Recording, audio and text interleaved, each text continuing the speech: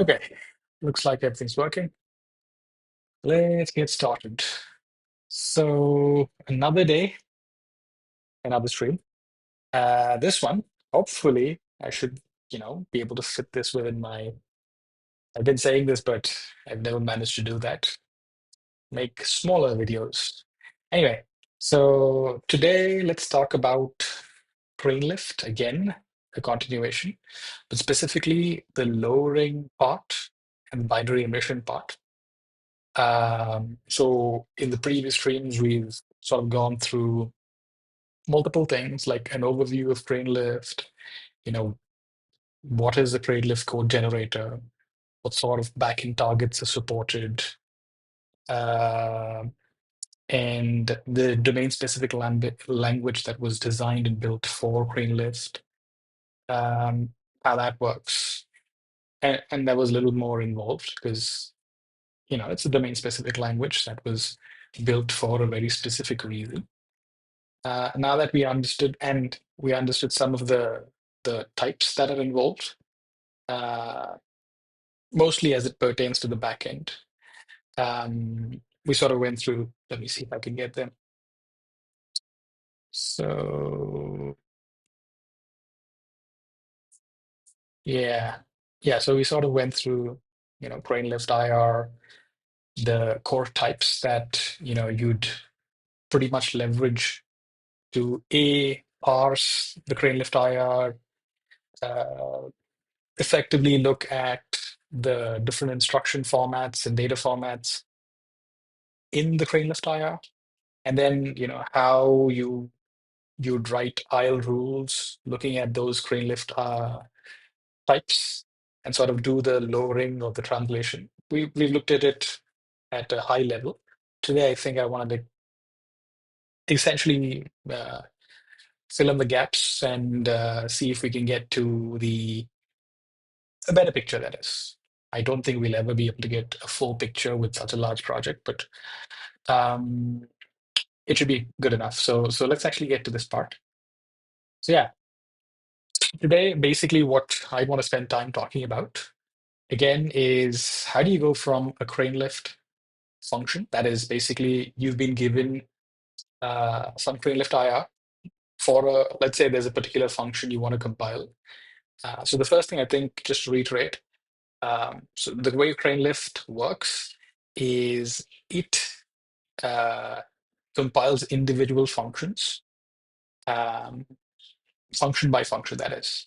All right. So in this case, let's say I was to give you some Cranelift IR for a particular function. We lower that to a form called VCode, or virtualized register form code. And then post that, that's going to be register allocated. I think we discussed that a bit, but we haven't been through the actual implementations because I think right now there's a plan to add the third version of the register allocator. Anyway, register allocator is not rocket science, but we'll get to that part. And then finally, when that's done, so the thing is, when you do the register allocation, there is no change in the V code, the virtual register form code, except that you're only looking at the register allocation part. So the instructions and all remain the same. Finally, when all that's done and you do, your fix-ups and your branch, all of that stuff is sorted, then you will be able to emit the actual bytes, the actual machine instructions, the actual binary, that is. So that's the binary emission part. Now, we'll at least go through the flow. That's the goal, so that, I can remember this when I come back to it, and also if it helps anyone, that is. So let's get started. So the first thing is there's a nice little ASCII diagram in the documentation itself. So as I said, looking at the looking at the private items in the documentation makes a lot of sense. It helps you a lot. So this particular documentation, if I was to sort of look it up, this is the private item. You'll be able to see that here. I just put that in my notes. So to go through this, as I said, you have and you have a Cranelift function. Um, this is basically in the SSA form. So the opcodes, etc., are all in the intermediate representation form. They're not actually machine specific opcodes, and that's what we want to convert that to. And that process is basically called lowering. So when you do that, you produce something called VCode. Now, VCode is a very Cranelift specific term. Effectively speaking, it's basically machine instructions with a few missing pieces. So it's not something that you take directly and run it. That means it's not a binary. It's like a step before that. All right. So in VCode, you'll be able to see that the code is in the virtual register form. Conditional branches are in to-target form, which means you have like if this or that, then that type of a thing. And then branch targets are block indices. So I'll get to that part. Then the constants are basically part of the instruction itself. Um, and then there's something called critical edges. This is very compiler specific. Uh, we may or may not want to like get into that detail, but yes, then post this. Once you're in this form, you would want to do register allocation. And as I said, the VCode form is not changed. It remains the same. What happens is once you've register allocated, then you can go ahead and start emitting the VCode form of instruction into the actual binary, bytes, a vector of bytes. So this is machine code, and that's why I think the distinction that they're making is this is machine instructions versus machine code. Code is the stuff that you actually run. So in the machine code form, you will pretty much have everything sorted. All right. You'll also have your prologue and your epilogue built and emitted. You'll also have all your offsets and stuff. For example, whenever you are compiling code, um, let's say you come across an instruction that says jump to a particular target. Now, you may not necessarily know, the address of that target, right? That's left to be fixed up later. So you will see that as part of the compilation, flow that we go through. Um, so yeah, all of that stuff is going to be happening in the machine code part. So it's not that, the moment you have machine instructions, you're done. It's actually a little more than that. And that's why I wanted to sort of break that and sort of cover those two pieces. Okay, so with that said, let's actually look at how this thing works. So I'll come to the emit tests part towards the end of this stream, maybe. But for now, let's just go to Cranelift and then CodeGen. This is where I'm pretty much spending most of my time trying to understand things. And then look at the ISA part. RISC 532 is what I've been putting together. And then, sorry, what do I want to do here? Yeah. Okay, so should I go from here and explain that? Or should I do it the other way? Oh, we'll sort of figure that out. So technically what happens is if so obviously we've if you looked at the previous stream, you'd see that we actually have a type called whatever architecture backend.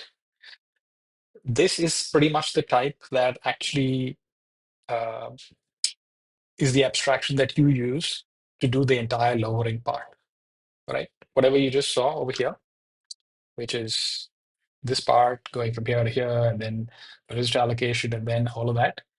Pretty much, it's an abstraction uh, that relies on other abstractions to help you get the thing done. Just keep that in mind. As you can see, one of the things that this backend provides is this thing called the machine instruction. Now, these are the instructions that we've already written in IL, if you remember, if you're sort of watching this series of videos.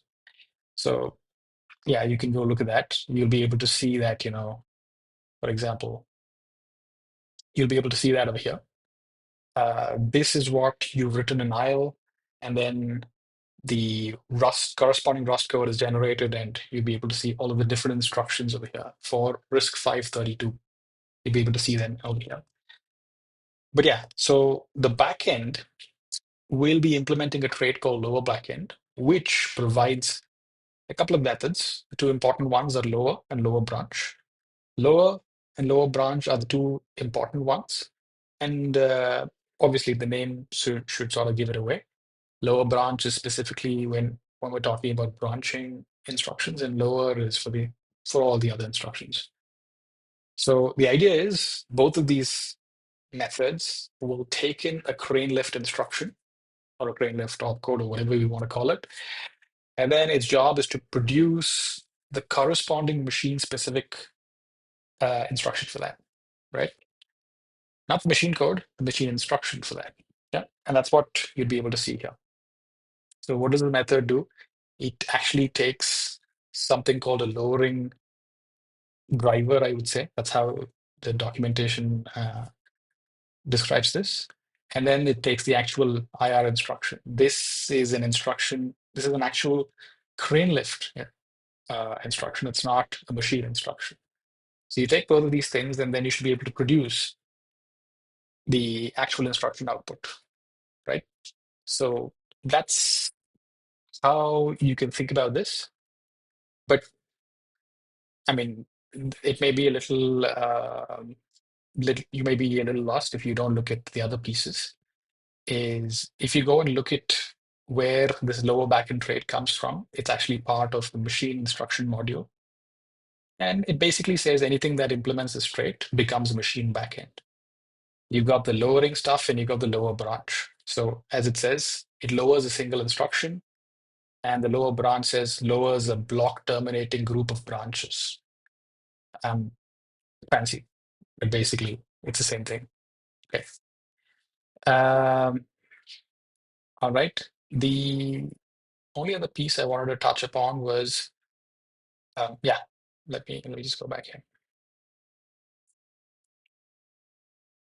So yeah, so what actually happens is this particular backend, you already saw the lower and lower branch that's implemented because you actually have to, for a backend to be a backend, it has to implement the lower backend trait.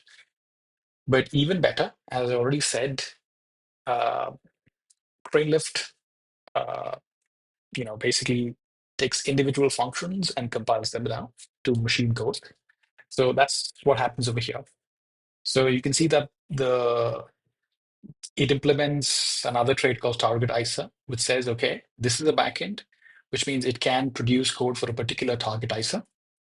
And here's what it has to do. It has to implement the compile function. The moment it does that, we end up calling something called compile v to, basically it's compiled to VCode. And then when we try to compile to VCode, we do pretty much most of these steps. That means we do step 1, step 2, and that's what we're done with. Okay. We don't do this one. At least that's what I understand. That doesn't happen here. So the VCode part does, lowering to VCode, and then the register allocation part. The remaining part happens later. We'll see where that happens.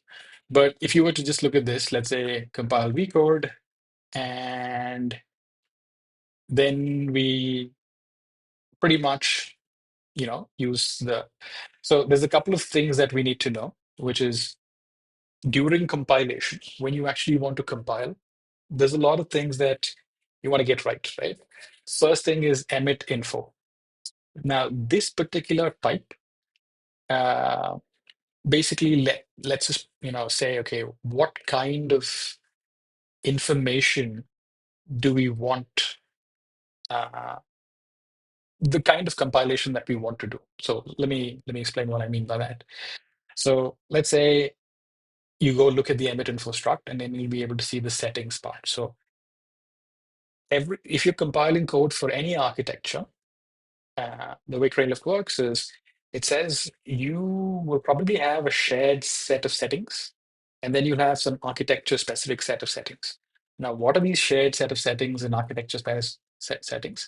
You can just, see that over here.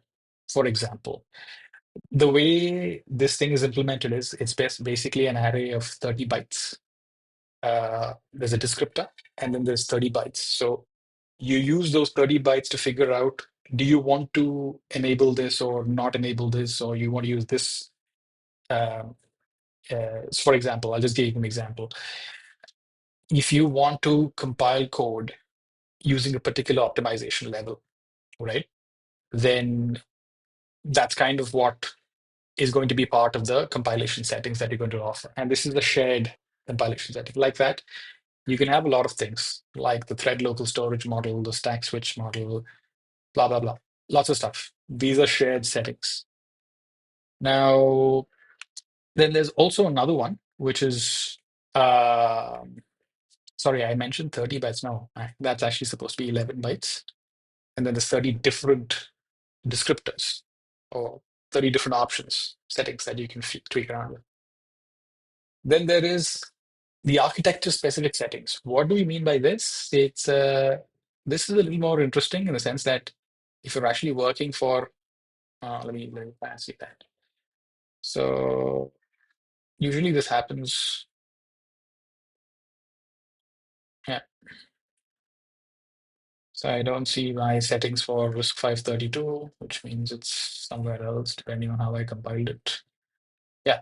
So if you see this over here, this is 4 bytes, these flags. So you're saying turn this on or don't use this. That's what you're trying to say. Because Rust Analyzer for some reason doesn't work over here. I'll just scroll down. Here, in RISC 5, do you want to enable support for, let's say, extension M? That is the multiply extension. These are standard extensions because the base instruction set is only RISC 532i, which is what we're implementing. And then the remaining are all different. So as you can see over here, there's 43 bits that we can be using, 43 descriptors. So M, A, F, B, whatever. And then, extensions within that. Um, these are all RISC-V specific settings that you want to enable when you're compiling. If you do, that's how you work with it. Okay, so that's the first thing that you're going to need. So before we actually start compiling, we're going to need that. We'll do that with shared and ISA-specific flags. And then signatures set. A signature set is basically what we're saying when you have a function that you want to compile. Now, the thing is that function could end up calling other functions, or it could either be a direct call or an indirect call. That means a direct call is a call instruction. An indirect one is something like a function pointer or a virtual table or whatever that is. Or it could be, you're calling into some runtime library or libcalls, etc. So that the ABI for that is something that uh, you want to know about, right? So that's what this particular type does. And then there is the RISC 532 callee. So this, as the documentation says, it basically describes for RISC 532, what's the ABI for the callee, all right? That means the function that's being called.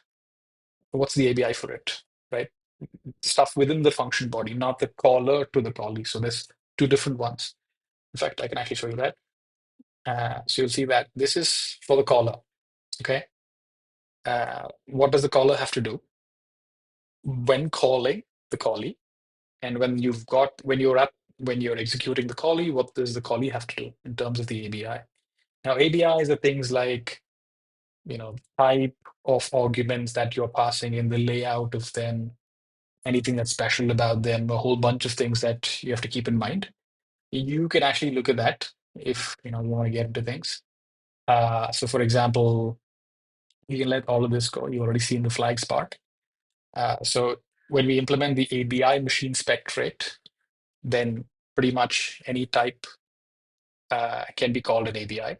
So we'll be able to see things like this. What are we talking about? Are we talking about the word size over here, 64 bits or 32 bits? What is it? Then the stack limit. For each function, you might want to set a stack limit. You obviously don't want to have like an unlimited stack frame of some sort. And then when you're computing the arguments, how do you want to do this? So which calling convention would you want to support? Lots of stuff that, is important. All of that stuff is what's captured over here. And then how do you generate a load onto the stack? How do you store onto this? You load from the stack or store to the stack or move, whatever. All this stuff is captured in the API so that you can actually generate the right instructions when you actually output machine code, right? So that's the second part. And right, now that you have both of them, you've got the emission info, you've got the signature, and you've got the actual API for the particular function in question. And the function in question we'll get to. We'll spend a little more time over there. And you also have something called the Dominator tree. The Dominator tree is not something crazy. It's basically something that you use in compilers where, let's say you've got a control flow graph and you've got uh, you got blocks, and those blocks are sort of uh, connected to each other. It's like a graph, right? Because this block might end up calling the next block or something like that. All right.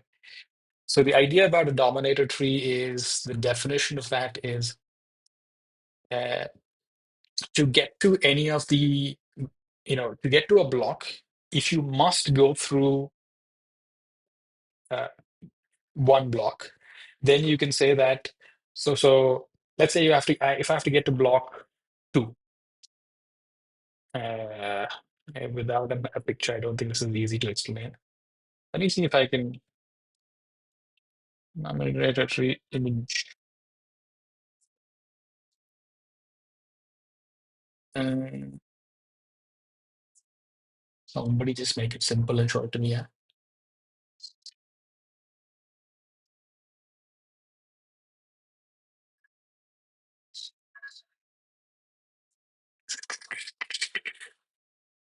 I should have made notes of this actually. Did I? Did I make notes of this? Give me a minute. Ah, new.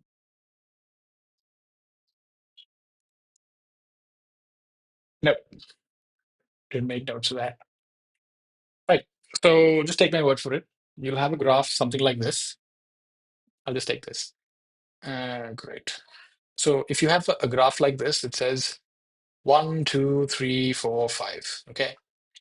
So we generally want to say that uh, 2 dominates 5 and 4. The reason for that, and 3 and 6, is because if you have to get to 3, 4, or 6, you have to go through 2. All right. So you got to build this thing called the Dominator tree that says which blocks dominate which ones. All right. And there's a particular tree that you build out, which is very useful in reasoning about how you want to do some sets of optimizations, etc. That's kind of what I will leave it at. I'm sorry, I don't have a very clean way of explaining that. But yes, you'll need that. If you have the function, you can generate your Dominator tree for that. And then the control plane is not important. But yes, finally, you get to the part that says compile. Okay. And when you actually say compile, this is a generic function because, as you can see here, we're using the RISC-V 32 backend, and that's all it needs. It's a generic function, so it's going to need that. So a couple of things that it does is something called block lowering order. Again, uh, that's to effectively put the block lowering order together. That's why we need the DOM tree or the Dominator tree for the function, and that's kind of what is done over here. So this is another scenario where, let's say you've got a graph again, in which you've got blocks. So block A calls B and C, and B and C, maybe they call both of them call D, right? So you want to ensure that you don't have a scenario where, yeah, I'm not going to confuse you guys. There's a concept of fine nodes and all of that. All that's not important. Basically, you're going to reorder the entire blocks according to a specific order that we want, so that we can get along with it. And for that, you'll need the dot tree. I'll leave it at that. Uh, we can, I mean, if I do forget, I can obviously go back and look at things. But yes, with all that information, now we're finally ready to actually go ahead and lower our Cranelift function down to VCode. And as you can see, the first type, which is what I wanted to mention over here. So I hope you can see this properly. There's a type called the lower. Okay, as you can see over here, it's called lower. This type is pretty much the lowering driver that does most of the work for you to get all the way to VCode, right? The virtual register code form. So what does it need in order? It's a pretty big struct. It obviously takes the function. In the function, if you go look at the function itself, the only important thing that you want to pay attention to is the function stencil. It's a blueprint for everything you need to know about the function.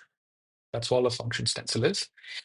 In here, you'll have a lot of things like signature for this function, the stack slot, the dynamic stack slots. All that's not important. The only thing that I usually care about is the data flow class, because this is where we discussed this in the previous stream as well. This is what contains pretty much the definition for all instructions, blocks, everything. All right. Like this is your container for all the instructions in the data flow graph. And then let's say each instruction produces some results. They are put in this secondary map over here. And then user stack maps is something very specific to environments or architectures like WebAssembly, etc. Not for Rust per se, because you don't have garbage collection in Rust. So if you're garbage collecting, you might want to do things differently, produce different instructions, but all right. And then there's a whole bunch of things over here, but just keep that in mind that the data flow graph and the function stencil are what you'd probably want to spend more time understanding. Yeah, so that's what a function is. And then the only other thing that I want to talk about is the VCode builder. This, in other words, effectively contains the machine instructions. The VCode builder builds VCode. That's what it is. If it is effectively a wrapper around another type called the VCode type. So those are the two most important types, lower and VCode. And the lower, uh, the the lower type is the one that actually takes your machine instruction, sorry, your Cranelift IR, and then it's supposed to produce VCode, right? That's but that's why you're going to need at least these two. You need the function that's to be lowered, and you need a container for your machine instructions, which is your VCode in this case. All right, and then you're also going to provide some context to the register allocator, and that context is available in here. And there's a whole bunch of other things, a lot of stuff, a lot of different kinds of metadata is what you need. I'm not going into all of them. But yeah, so this is Loa. The important thing is you move from CLIF IR to the virtual register form code for that particular architecture. So VCode is very specific to a given architecture. So there's VCode for RISC-V, there's VCode for ARM64, there's VCode for Intel x86-64, stuff like that, just so that you know, right? And that's kind of what I've also mentioned over here. In Cranelift, a sequence of machine instructions organized into basic blocks is referred to as VCode. And then there's no wonder we're using the same name for a struct of ours, which is also called VCode. Another point I also wanted to say was we covered this in the last stream. Cranelift has spent quite a bit of time doing some thinking about uh, how do you actually design a lot of things. And in here, you will see, like you saw on the previous thing with entity references and entities, instead of directly just using a vector, again, you would see something very similar over here, where there's a concept of entity list and a list pool. The entity list is basically a U32, all right? Nothing more than that. It's just a wrapper around a U32.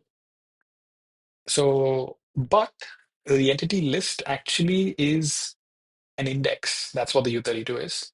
That index points to an actual vector, which is, again, wrapped by list pool.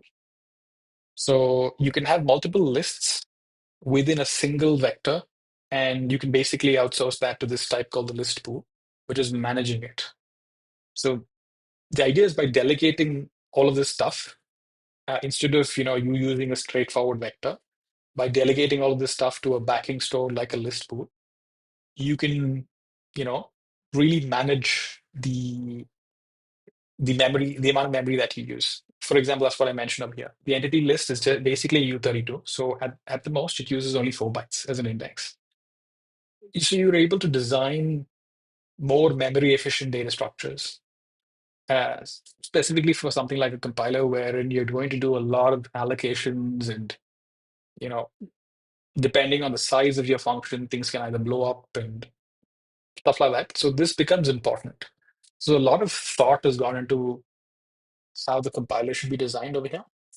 You'll see this continuously in various places. I already gave you an example with entity references and entities. And this is another example, I believe.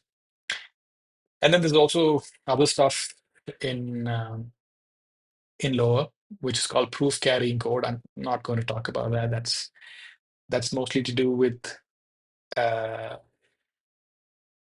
if you have a global value if you have a global value that you're probably referencing, you want to put some constraints on that, so that the global value satisfies some constraints, like range or bounds or whatever that is.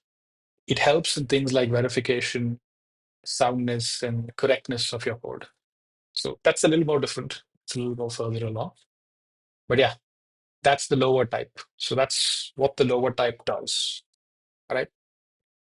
Then we've got the machine instruction. Machine instruction, again, this is the repeat. We've already seen this. I've already covered this in the previous stream. These are instructions that we write in IL, which get generated. The corresponding ROS code is generated. And then that's what we use. Uh, Basically, we want to convert our Cranelift IR to this particular type of instruction. And VCode is nothing but a container for these M instructions or MInsts, right? The important piece I'll say is it serves as a container for machine instructions at various stages of construction. As I told you, this VCode piece goes through a bunch of different phases. Register allocation is one. There's a bit of optimization also happening. Throughout that process, the VCode doesn't change. You may be adding stuff like, for example, register allocation stuff. Yeah, so at various stages of this construction, VCode serves as a container for nothing but machine instructions. Then finally, what happens to those machine instructions? You can't just directly use them. You're supposed to go ahead and emit them. That means you're supposed to emit a binary, right? And that's where the machine buffer comes in. All right. So let's go see that. Again, pretty much all of this that I've just talked about is present in, where is that? Is present in the MachInst module. If you go to buffer and then you go look at this, you'll find machine buffer, right? Yeah, machine buffer, again, very interesting. They've used the small vec type. Now, small vec, if we don't know, is I think it was sort of picked up from the embedded world only, at least the design of it, to say, can we have a vector, use it like a vector, but have a pre-allocated amount of memory for it? I think it was called something else in the embedded world. I don't remember. I think I'll have to look it up. But the small vec over here says that, uh, you can give me a size, like for example, you weight 1024. That's the amount of size that I probably put on the stack right away. And if I ever exceed that, then I will do an allocation on the heap and start using that. So that way I don't have to end up using a lot of memory. So you can see the theme now. Trying to be very memory efficient, trying to be as optimized as possible, and the cascading effect of all of those things, memory efficient, optimized, performant, all those stuff.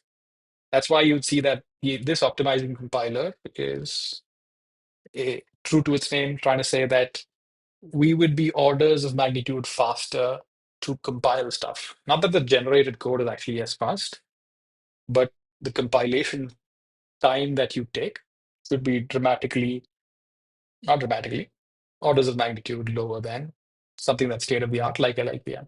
All these design decisions, I believe, are what led to that credence. Anyway, so the most important field in a machine buffer is the data buffer, which pretty much contains your machine code bytes, right? And then you have a lot of things like your relocations, which, as I said, you might want to do a fix up.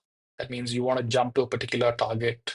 When you want to output that code, you might want to have a relocation table for yourself. Traps.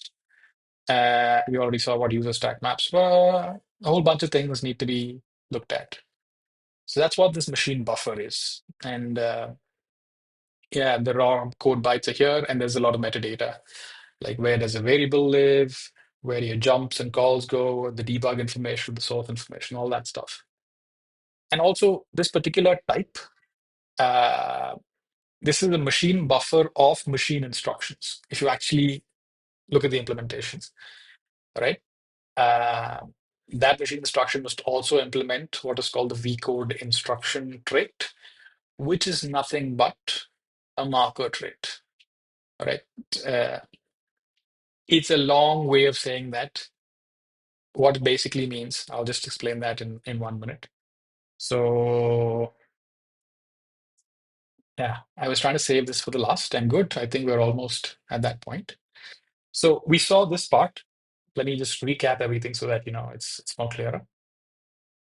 The Cranelift IR, you take that Cranelift IR, and then you use this type called the lower type. You go through a bunch of function calls, but eventually you'll find a lowering drop. The main lowering type is lower. That should produce VCode, right? And then that should be, you do register allocation on that VCode, so that you ensure which values need to be in a register, in an instruction, which values need to be in the stack. Do we have a lot of register pressure, register spills, loads, all that stuff?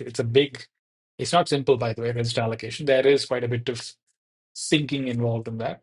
But, for the large part, um, that's where a lot of effort goes into when you want to make things fast, including when we're talking about things like accelerators and GPUs and stuff like that. Register allocation is very important throughout. And finally, once that is done, we end with the bytes, right? So you saw the first part, which is the lower type and how it actually produces VCode. And then you also saw some important types in there, because this is the reason I sort of made a note of the entity list pool is they're used pervasively, right? As type aliases. You might think that there's multiple types. No, they're all entity lists and list pool is what I understand. And then you also saw machine instruction. And then lastly, we saw the machine buffer, which is lastly this part. As I said, I'm not covering register allocation, maybe the next series. I have to learn, which register allocator is being used. We'll get to that part. But yeah, so that one. Uh, so yeah, the last part I wanted to say is in the machine buffer, the data stores the machine code bytes, relocation tracks external references like calls to other functions or jumps, etc. Stores information about trap points, just traps. User stack maps I already told you about. Effectively speaking, these are pointers to garbage collected or managed data, GC managed objects, which is not important for our case at least. And then you have things like labels that you want to insert into your code. All that stuff is going to be part of your machine buffer. And then fix up records. This is what I mentioned when I said, finally, when you want to emit instructions, you want to ensure that you actually emit the right kind of instruction. So some of this information, while you're compiling, you may not necessarily have it. You may not necessarily have the operand. Like, for example, you may not have an address, right? Because that may be only available at link time or runtime or whatever that is. Yeah. So all of that stuff is mentioned over here. Sorry, captured in the machine buffer. Now, the last part that I wanted to cover is there's a nice little test that we've put together. So, for example, I want to check whether RISC-V32 is actually the target that's I put together is actually producing the right kind of binary. Um, so we're not going to be able to exercise the entire pipeline from IR to this. I'll have to write the CLIF IR tests for that. Which I've not yet written. Maybe we can look at them next. At least for this part, to say if I have machine instructions, how do I know I have the right machine code? Right. That's what we want to know. So there's a test for it. I won't bore you through the whole thing. You can probably look at my fork of Wasm time. You should be able to find this. So the way we have it is over here is we put something together called a struct called test unit. This is the machine instruction that we're talking about. This is the assembly string that needs to be generated, or this particular instruction needs to actually produce this string, and the kind of encoding that you want to use. And then there's a bunch of traits that you want to implement because you want to do some conversions. That's fine. So here's what happens. First thing you do is you create a vector of these test instructions or test units. Let's say 500 of them. And then I'm saying in RISC-V, the return instruction will produce this particular binary code, right? Likewise, if you do an add with frame pointer and frame pointer plus 0, you should be able to get this. This is your bytes. So that's what we're trying to do. This is one instruction. This is the destination register, source 1, source 2. Likewise, you can go through a number of different test cases that we put together. What happens towards the end is, let me just run this. Actually, rather than you running it, yeah. So if I was to just run that, yeah, that wouldn't work. Sorry. The reason that would not work is that all of those things get filtered out. So there's another way to do this. I can just, uh,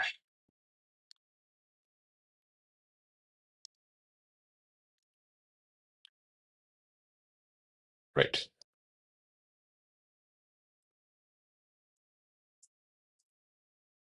Oh, sorry. Wrong place.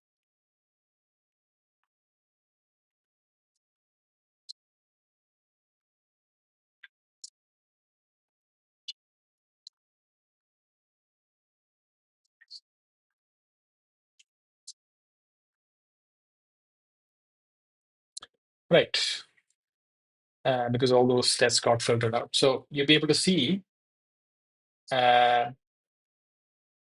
that we first print the exact test units that we put together. You should be able to see that. And then here is what we're doing. We're creating a new machine buffer. And you saw I mentioned something like, if you remember, this is the machine buffer containing machine instructions, right? That's kind of what we're trying to say. Ooh. And then you also saw that that machine instruction must be implementing this VCode instruction, which is nothing but a marker trait. And then you see that it must again implement these two. All of this goes to say that every machine instruction must be able to emit its bytes. That's what it means, right? That's what those lengthy bit of traits actually provide for us.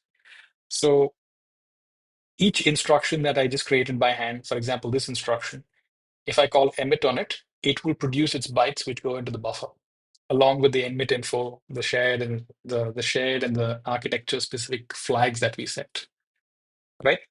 And then when we finish it, we'd be able to simply go ahead and check whether, the bytes that are produced and the bytes that we have are the same, right? So yeah, and as you can see, the test passes, so I'm pretty sure that that works. They are producing same bytes as such. That's so the other part is, what does emit actually do? If you go into emit, you will be able to see that uh, because right now I'm only covering RISC-V 32, I will only be emitting uncompressed instructions. There's no compression. Uh, so if you look at emit uncompressed, let's just say the simplest example that I want to take is, yeah, this one.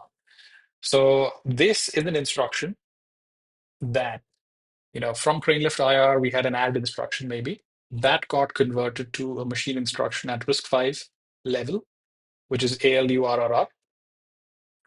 That means there's one register for the destination, two registers for the source operands, right? So what happens over here is we do a bunch of checks maybe, but at the end of it, we'll simply go ahead and put that in the MachBuffer, the machine buffer. There's a particular method that says put 4 bytes, that is. What 4 bytes do we want to put in there? If you go and look at it, there's an encoding that we actually have to write for each particular instruction format in RISC-V. There's about various instruction encodings or formats that in RISC-V, there's about a couple of them. I think I made a note of them. Let me see if I can find it. Yeah. So this type, there's an I category, R category, S category, B category, whatever. Different kinds of instructions, right? As far as we're concerned, we don't have all of them right now because there's no compression, floating point, vector, atomic, etc. I believe we only have the top ones, which is I, R, S, B, U, J, right? That's what is part of the base instruction set. Yeah. So now if I just go and look at what's happening in here, you'll see that finally we get to the part where we actually go ahead and output the right kind of bytes for this instruction. So you'd see the way this works is the first 7 bytes are, the first 7 bytes are an opcode. And then you have the bits or bytes, sorry, 7 bits are the opcode. And then the remaining, there are 7 to 11 destination. Then there's a function. What kind of operation are we talking about? Within an add, what kind of an operation? The source operations, and then we don't need to get into that. That you can go look at the manual and find that out. But finally, here is how you emit binary instructions, right? So yeah, I believe that's kind of what I wanted to cover. Did I miss something? Nope. Yeah, so just to recap, we go from Cranelift IR, we go through the process of lowering. Now, all the work that needs to be done before you actually do the lowering, like writing your IL rules, etc., we covered all that. You combine all that, you should be able to produce virtualized register code called VCode. And then you'll be able to do something called register allocation. Once you're in the optimized VCode form, then you can go ahead and actually emit the machine instructions, right? So that's pretty much, I guess, what I wanted to cover. Yeah, again, overshot time by a lot. Yeah, that's about it, I guess. If there's any questions or things that I probably got wrong, maybe if somebody's, actually a Cranelift developer, please feel free to drop a note. All right, that's it. Have a good day.